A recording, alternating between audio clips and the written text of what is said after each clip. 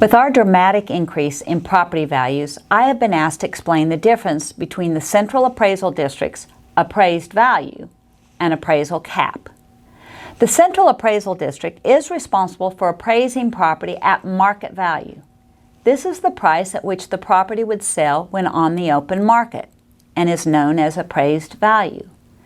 The appraisal cap is simply a cap placed on that value on which property taxes may be assessed.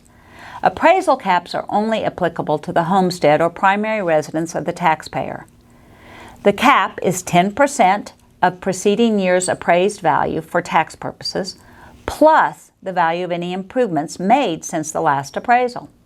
For instance, if the taxpayer added a pool to the property, the appraisal cap will include the value of the pool on top of the 10% increase. Routine maintenance is not considered improvements. Additions such as garages, pools, and decks that add value to the property are considered improvements. The legislature passed the law providing for appraisal caps on homesteads to give some relief to homeowners. The law only affects homestead properties and not rental property or second homes, so many property owners will see dramatic increases in their property taxes on non-homestead property.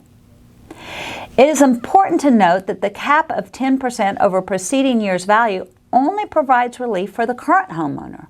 If a new person acquires the property, the value of the property becomes the appraised market value upon which the taxes will be assessed.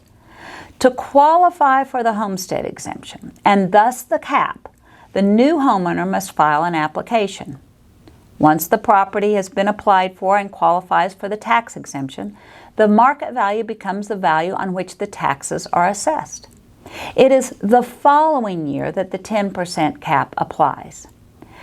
Taxes are assessed using the lower of the current market value or 10% above the base year plus improvements made since last appraisal.